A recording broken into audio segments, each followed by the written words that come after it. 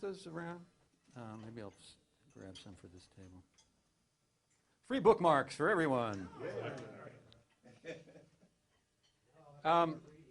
First of all, I'd like to thank Vinny and Connie, and to really congratulate them for the vision and the effort that they've put behind Indie Connect. It's a movement that I sincerely believe in.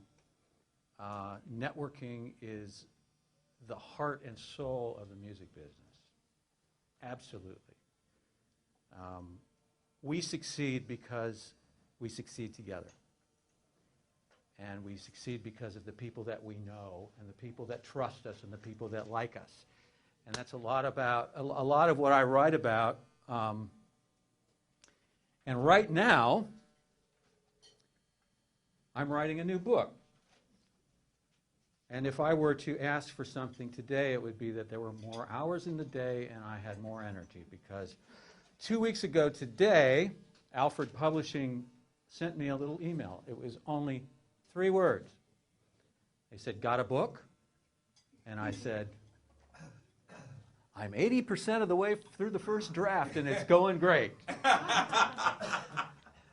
They had neglected to tell me that my delivery date was 2 weeks ago today, and so I'm still laboring on this book. 310 or 320 pages later and 111,000 words of a first draft that I'm plowing back through, and they're not very happy because they expected this to be delivered in Q1 of this year. I didn't know, so now we all know. How many songwriters are here today? Okay. This is not news to you. There is no guarantee whatsoever that you will ever make a living as a songwriter. As a matter of fact, there's no guarantee at all that you'll ever make a penny as a songwriter. However, well, let's compare it. Supposing you get a gig at the Gap folding T-shirts. You know how much money you're going to make. You know, you've got an hourly figure that you're going to be making. So you clock in, you spend a certain amount of hours there, and you receive a paycheck. If you're a commissioned salesperson, after a while, you pretty much start to learn how many calls you need to make, and how many appointments you need to make, and how many presentations you need to make to start actually getting some sales. You can start seeing a pattern there. You may be the greatest songwriter who has ever walked the planet, ever sat down at a piano, ever picked up a guitar in your life, but there's no guarantee that you will ever see a return for any of the time and effort and talent that you devote to your craft. However, there are things that you can do to increase your opportunities to succeed, to increase the chances for your songs to get the right exposure, to increase your opportunity to actually make a living as a songwriter. It's a blessing to live a life of creativity in and of itself. And we should all be very, very happy to spend any of our time being creative. We should be blessed, know that we're blessed to do that. To actually make money at it, wow. To make a living at it, fantastic. To actually have immense success, that is beyond anybody's wildest dream. And yet it's all of our dreams, isn't it? All of our dreams. So, the new book that I'm writing is based on a presentation that I've done here before, which is called The 5 Absolute Essentials of Songwriting Success. And in that presentation, I point out 5 essentials that songwriters need to address to put themselves basically in the creative place and the business position in order to succeed as songwriters. I'm going to review those things pretty quickly, but what I realized after I made this book proposal to Alfred Publishing is I left some really essential things out. Those are 5 essential things, but there's a few more essentials that I forgot about. And so I've put a couple of more sections in my book that add to what is going to be called the absolute essentials of songwriting success. Now, publishers insist on these kind of titles. You know, they want something on the spine of the book that's going to attract, you know, somebody who's browsing through at Borders, you know, to go, oh, that's exactly what I need to know, you know, and pick it up. Read the jacket and see the endorsements, the blurbs from various industry people and say, well, this guy must know what he's talking about. I'll invest in this book.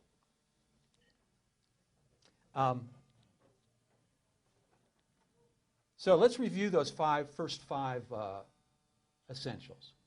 First one, it probably seems awfully obvious. Develop your songcraft.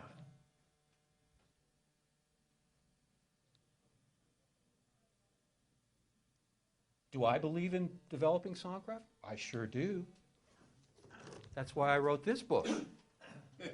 That's why I spent 6 months of my life writing it.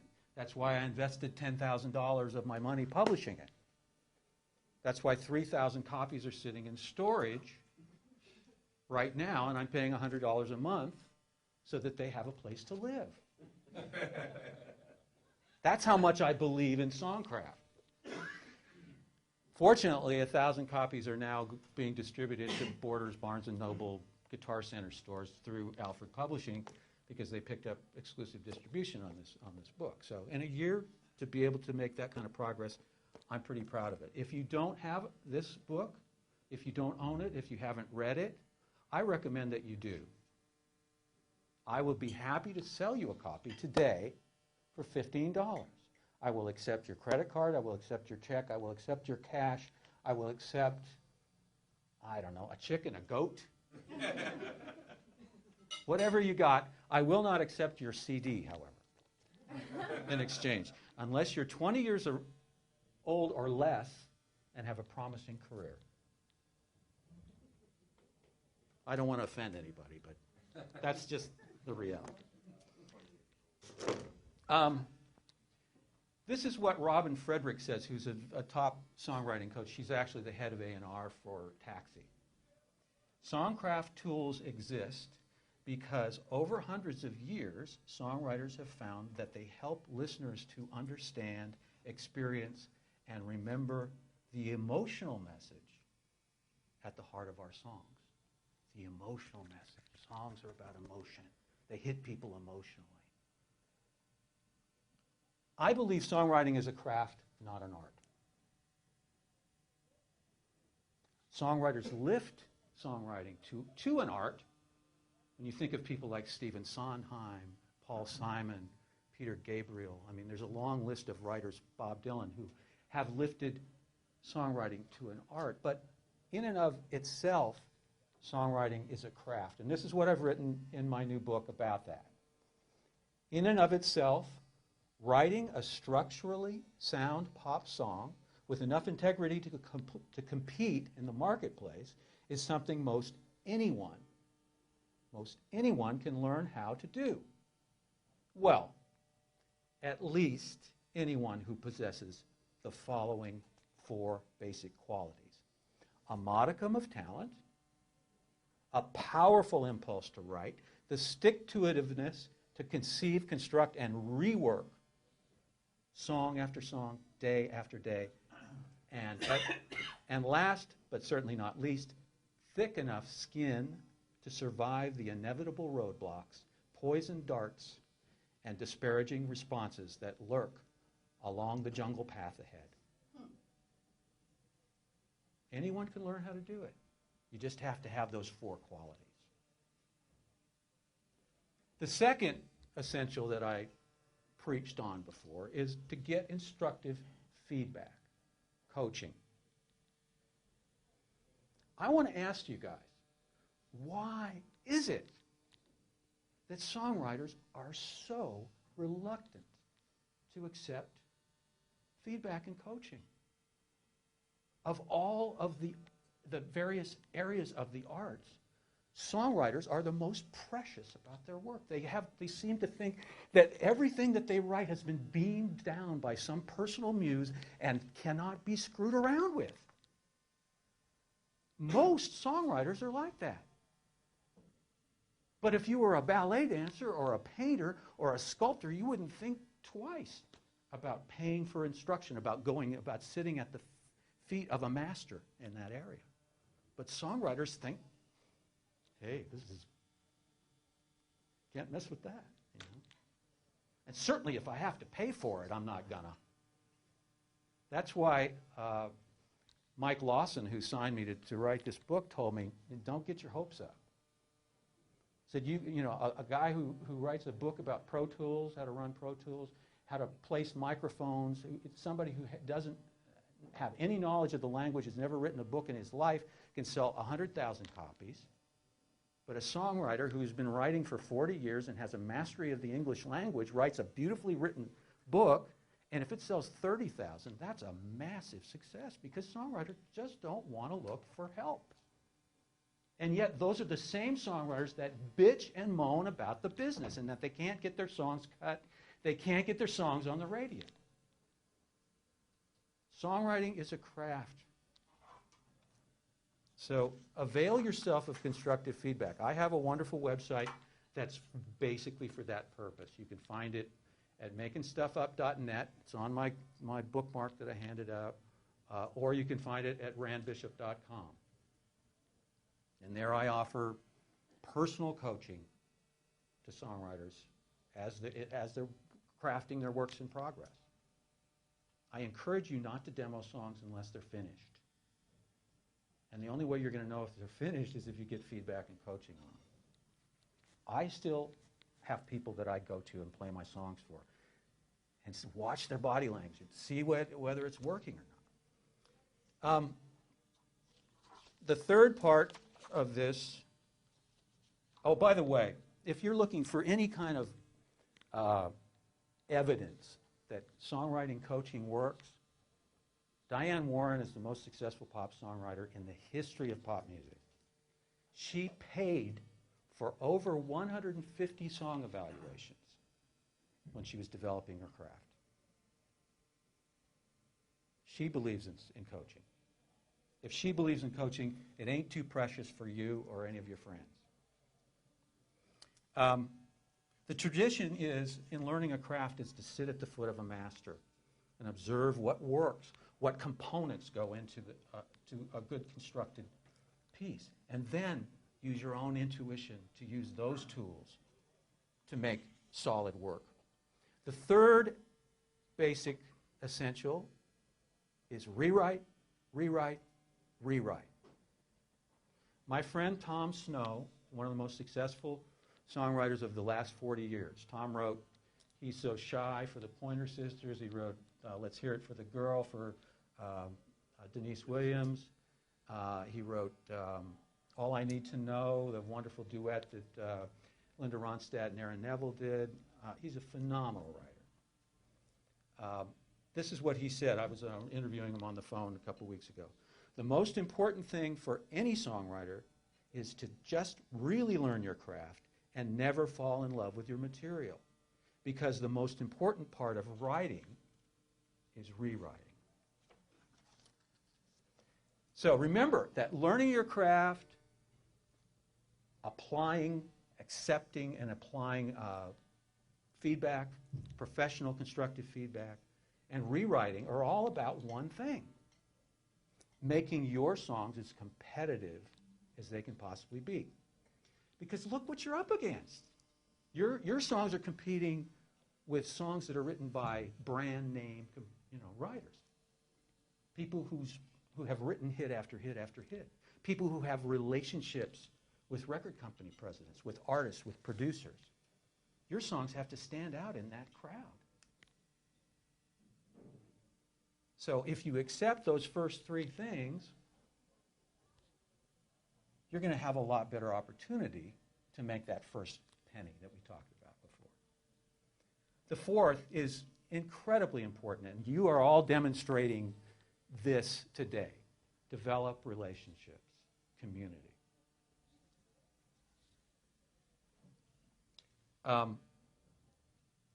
When I first came to Nashville, I remember there was a songwriter that I saw out playing live. Tall, skinny guy, didn't play all that well, didn't sing all that well.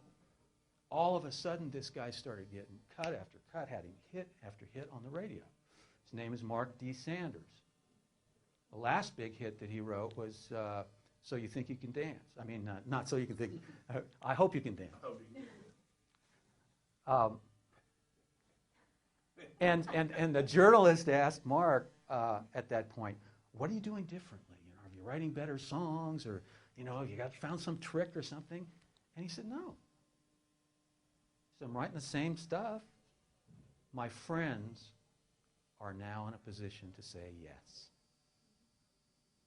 The people that he co-wrote with, the people that he was in publishing deals with, the people that he met on writers' nights, the people that he hung around with are now the producers, the artists, the A&R people who are making the decisions. So the first thing that you do in order to create success in the music business is to start building a peer network. And it starts with things like this. It's the connections that you make. My friend Tim James, are any of you familiar with my biggest hit song, My List, by Toby Keith? I wrote that with a guy from L.A. named, when he moved here from L.A., named Tim James. There are two Tim James. There's a Tim James that lives in L.A., there's a Tim James that lives here now. My Tim James lives here now and is a very successful songwriter. Since then, he's had 4 top 10 songs, and he was a Grammy nominee this year. This is what he said to me, and I'm going to paraphrase because I couldn't find the exact quote. But he said, you can't, he said, I don't think anybody can go out and just decide to make friends with so-and-so, you know. I mean, you're not going to just decide that, well, I'm going to be golf buddies with Joe Galante, you know. I'm not going to be, you know, I'm going to start, I'm going to start hanging out with Mike Dungan, you know. That's how I'm going to make it. You can't do that. It's not going to happen. But, he said, the best thing you can do is to find a bunch of guys, in his case, he calls them guys, a bunch of guys that you like, keep working with them, and if you're lucky and you're still around in 10 years, you better hope that one of them has made it, because that's going to lift everybody else up in that peer group. This ain't what I often call this ain't 5-minute abs. You know, this is a long-term commitment. The reason why My List got recorded was not because it was pitched to Toby Keith. This is networking 101. I had a long-term relationship with Tim James. We had written together quite a bit. Our writing got better and better and better. We wrote that song. It sat around for 2 years.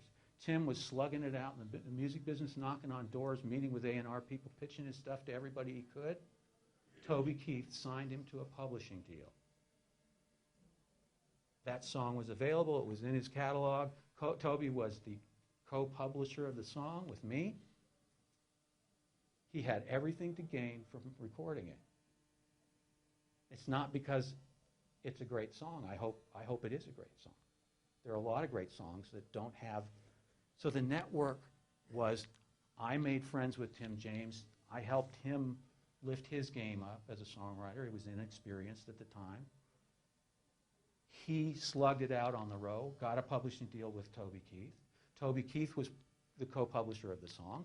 Toby Keith thought, I'm a smart guy. I'm starting a publishing company.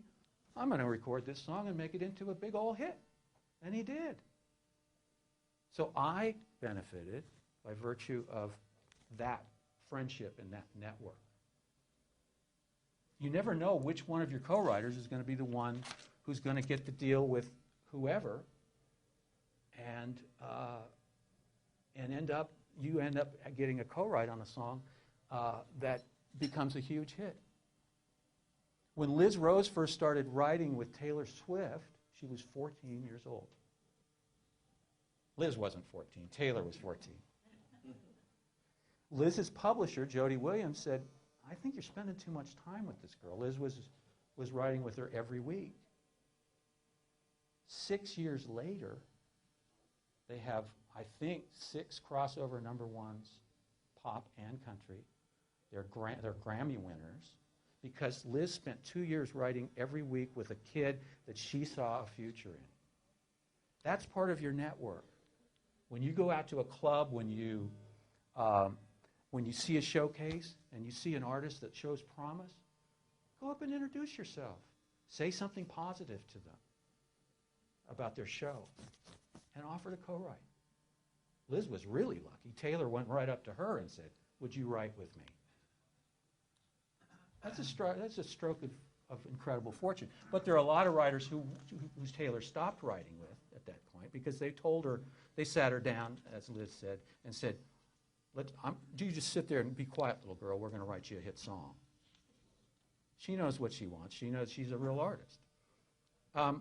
So let's get to that, because that's really what we're talking about. The next one, number 5, is learn how to produce a great demo. How many people? How many times have you heard Americans come back from Europe and complain about those rude, unbelievably rude French people? Yeah. I always found, when I went to France, that I got a lot more mileage out of ordering an omelette de fromage or salade niçoise instead of ordering a cheese omelet or a tuna salad, because I made the effort. If you walk into the recording studio, a songwriter, any songwriter, walks into the recording studio and doesn't speak musician or engineer and expects to get good results, they're crazy. So what I do in one section of this new book is talk about how to speak musician, how to speak engineer. And if you refuse to do that, bring somebody along who does and let them produce the session for you. Because producing a great demo is an incredibly important part of the process.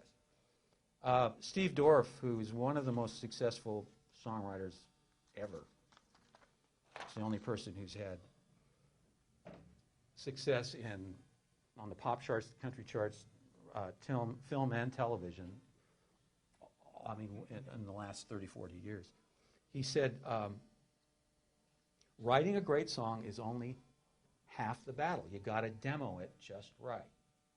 Then, of course, he goes on to complete the trifecta by saying you also have to be ingenious enough to know what to do with it. What to do with it. Your demos are your samples in your sample case. Your demos are your calling cards. Your demos are your best foot forward. They are the means by which you display your talent, your wares. Learn how to make great demos. I advise everyone to invest in home recording equipment. It's user-friendly enough, it's inexpensive enough, and I have a chapter in my new book that traces the whole process, the whole history of home recording in my lifetime, from a Revox 2-track in my friend Tim Sadler's bedroom to owning my own Pro Tools studio and some, pretty decent rack of gear, with the Fairlight in between, which only cost $150,000. Right. But even with all of that stuff, with those 5 essential things, that's not enough. I discovered I'd left out some of the most essential things. The next is know the business. I cannot tell you how many successful songwriters who've had #1 songs, are penniless because they don't know what they're signing. They don't know what a copyright is. They don't know how a copyright makes income. They don't know what a performance rights organization is. They don't know how to register the material. They don't know how to go after their income. They just think they're these people, just jolly creative people, beautiful people, but they haven't learned the business. If you want to be a successful songwriter, learn music publishing, learn what a copyright is, learn how it creates income. You wouldn't go back and try to sell real estate if you didn't know how to fill out an offer sheet. You wouldn't go out and try to sell a house unless you knew how to order an inspection. You wouldn't go in and try to defend somebody in a murder trial because you'd seen all of the episodes of Perry Mason, or L.A. Law. And yet that's what songwriters do, isn't it? Well, I heard some great songs on the radio. I think I can do that. They don't learn the business behind it. You need to educate yourself. Another thing is writing strategically. Remember what I mentioned about Taylor Swift and Liz Rose? You don't know who is going to be the person that is going to be that collaborator who's going to crack it for you. When Kent Blasey met Garth Brooks, Kent had a little home studio. Garth Brooks was this guy from Oklahoma who was cleaning out churches and selling boots. He wasn't a professional in the music business. He wanted to get some gigs as a demo singer.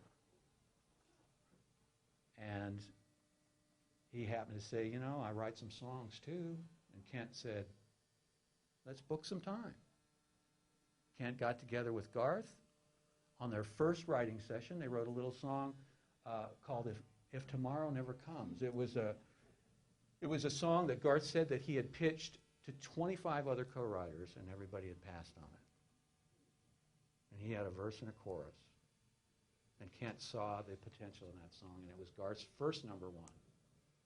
And Kent, as a result, has had a song on every one of Garth's records except one, because Garth is a loyal guy and always calls him and makes sure that he gets involved. And they've had 5 #1s. Writing strategically is critical. You don't know who that person, but you want to be keeping an eye out in your network for the guy who might be the next producer who's going to break through. You want to be keeping your eye out for the next Frank Rogers.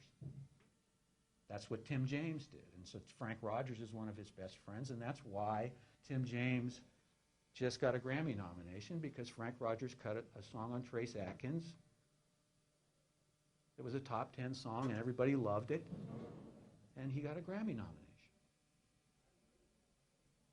Keep your eye out for people that you're compatible with, that are talented, and that will let you into their world. That's what you're looking for. Finally, all of that set aside, none of that is going to do you much good unless you have what I call the headspace. And the headspace is, I think there are 3 components to it. Billy Block has them all. Even though he has to leave. Take care, Billy. The first component of that is self-awareness. If you don't know why you write songs, how will you know what to write? You have to know yourself. You have to know what makes you tick. You have to know what you do well and what you don't do well. And you have to know why you do it. You have to know what you care about so that you can express something in a song that you care about.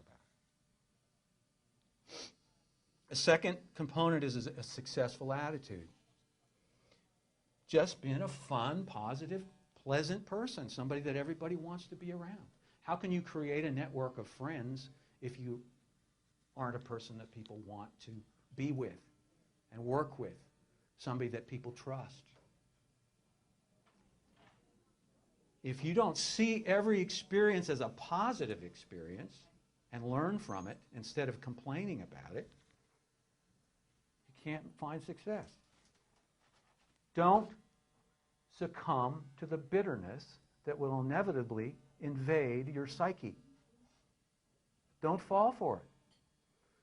You have to believe wholeheartedly in your own unique talents and that you deserve success.